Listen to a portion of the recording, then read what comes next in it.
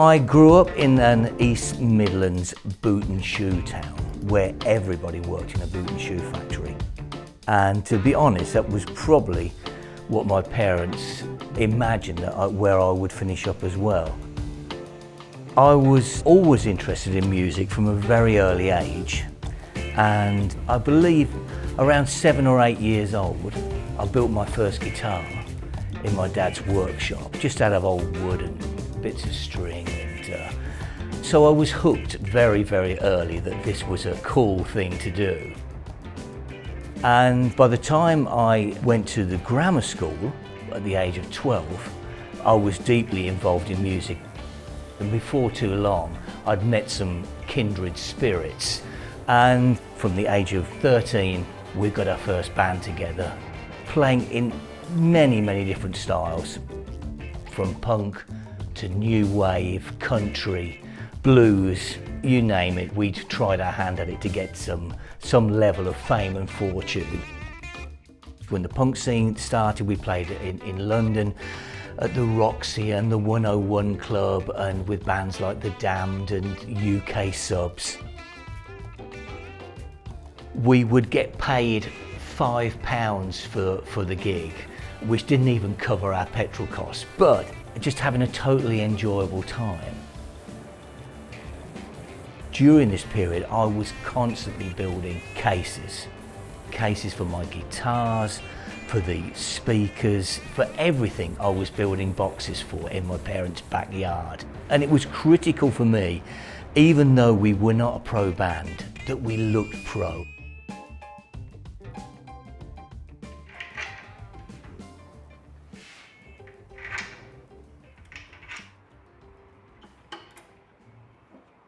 The only qualification I came out of going to the grammar school was a piece of paper that said that I'd been to the grammar school.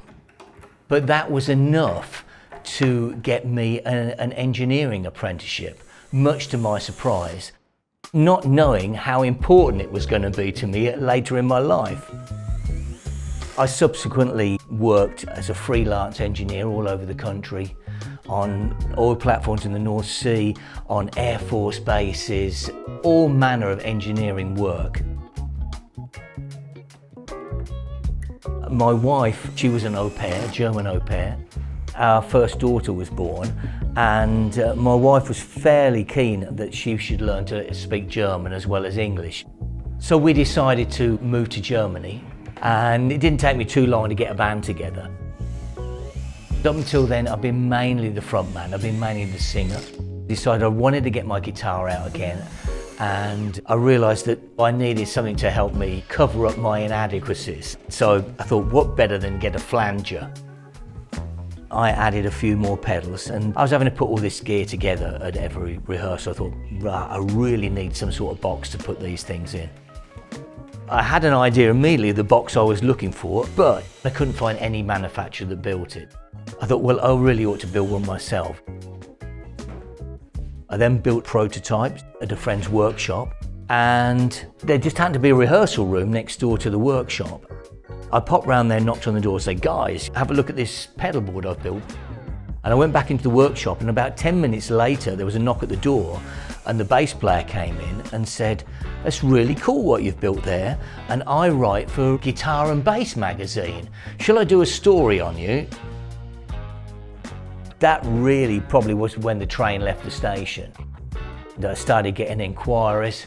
I started billboards, all by hand, working from behind a magnifying glass so you can cut to the lines as closely as possible. I knew that we had to change the production methods and get some machines involved before I lost a finger or two and would never be able to play the guitar again.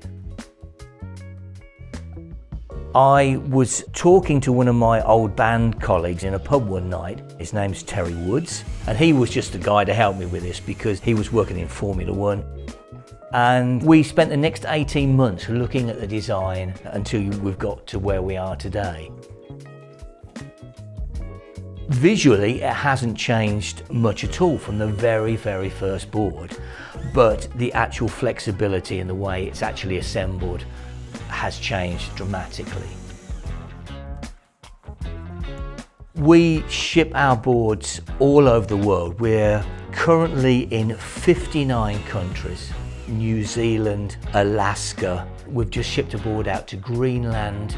And seeing our boards with pro players is every time an emotional experience. The music passion is never gone.